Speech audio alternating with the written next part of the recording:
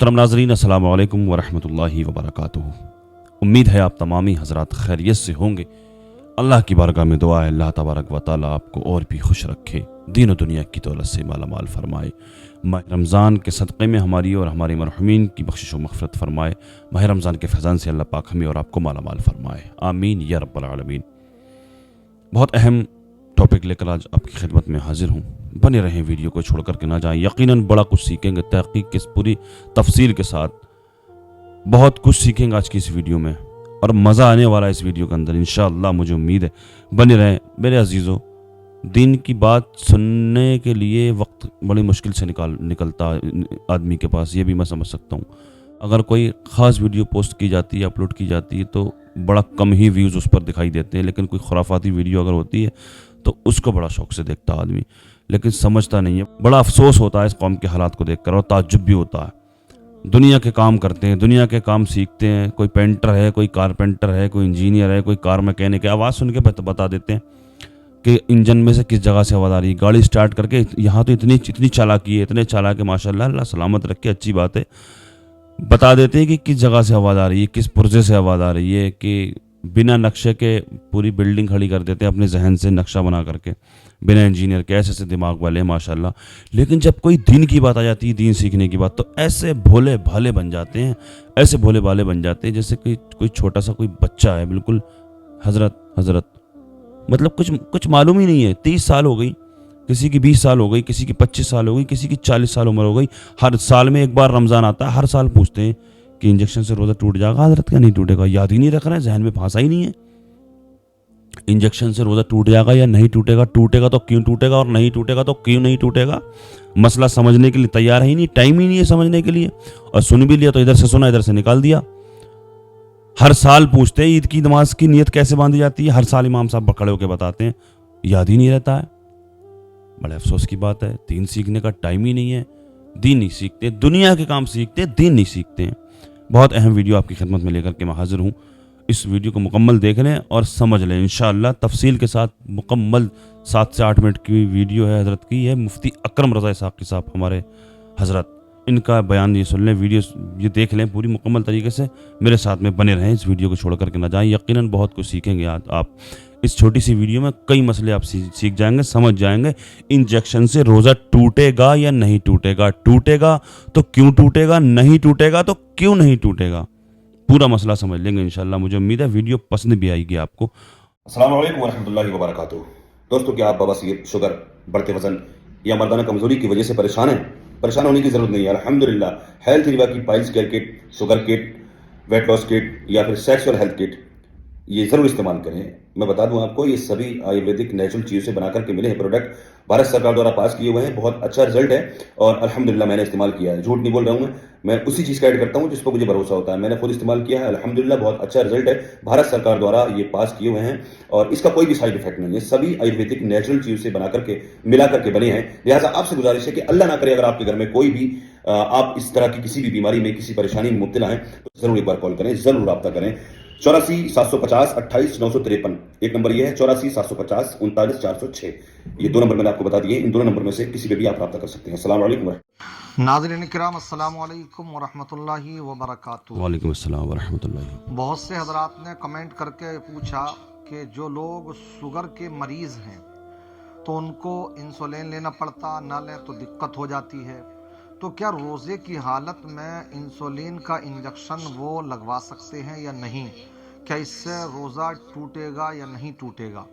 تو دیکھیے، اس کے تعلق سے آپ 2-3 منٹ کا ٹائم دیں اور ہمارے ساتھ بنے رہیں تو میں انشاءاللہ اس کی پوری وضاحت کرتا ہوں۔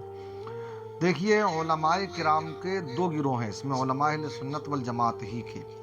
وہ ایک طبقہ تو وہ ہے جو یہ کہتا ہے ہر وہ چیز جس سے کہ انسان کے جسم کو طاقت ملے، توانائی ملے، تو وہ اس سے روزہ ٹوٹ جائے گا۔ تو اس سے مل جاتی ہے توانائی، انجیکشن سے ہی مل جاتی ہے، انسولین کے انجیکشن سے ہی ملتی ہے۔ ان کی دلیل یہ ہے، ان کے نزدیک روزہ ٹوٹے گا۔ لیکن یہ بعض لوگ ہیں، اور جمہور اکابرین ادھر ہیں، جمہور علماء، وہ یہ کہتے ہیں کہ سمجھنے کی ضرورت ہے بھائی، نہیں ٹوٹتا. اب سمجھنے کی ضرورت ہے ان کی دلیل کو بھی جو یہ کہتے ہیں کہ روزہ نہیں ٹوٹتا.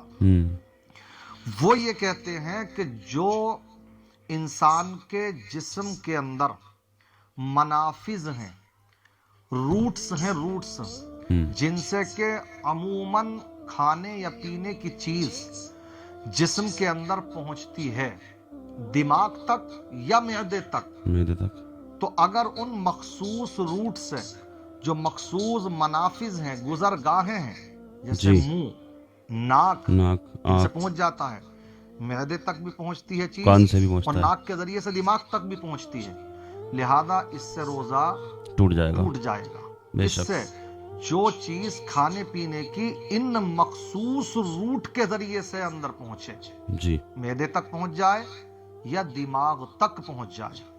لیکن اگر انسان کے جسم میں مسامات ہوتی ہیں، مسامات، مسام یہ کیا ہے؟ رگیں، مسام. جیسے انسان کو کبھی پسینہ آتا تو انسان کی جلد میں، کھال میں بھی باریک سے سوراخ ہوتے ہیں. اگر ان سوراخوں کے ذریعے سے انسان کے جسم میں کوئی چیز پہنچتی ہے مسامات کے ذریعے، تو اس سے روزہ نہیں ٹوٹے گا. فقہائے کرام نے سمجھتے رہے پوری بات. جیسے کہ اگر کوئی جسم پر روزے کی حالت میں تیل ملنے لگے، جب تیل ملا جاتا ہے، اگر ایک کھونچ بھر کے لے لیں آپ اور وہ پورے جسم پر مل لیں تو وہ پورے کا پورا جسم جذب کر لیتا ہے. کائے کے ذریعے سے پہنچ گیا وہ. وہی جو مسامات ہیں، باریک باریک سے سوراخ، ان کے ذریعے سے وہ تیل جسم میں، باڈی میں اندر پہنچ گیا. فقہائے کرام فرماتے ہیں روزے کی حالت میں تیل جسم پر ملنے سے روزہ نہیں ٹوٹتا.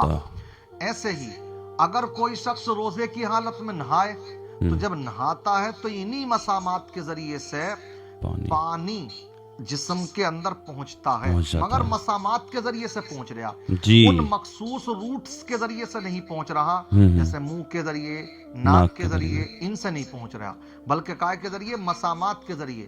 تو اس سے نہانے سے بھی وضو نہیں ٹوٹتا. حالانکہ کچھ نہ کچھ جسم کو برودت، ٹھنڈک تو محسوس ہوتی ہے نا، لیکن اس کے باوجود بھی اس سے روزہ نہیں ٹوٹتا.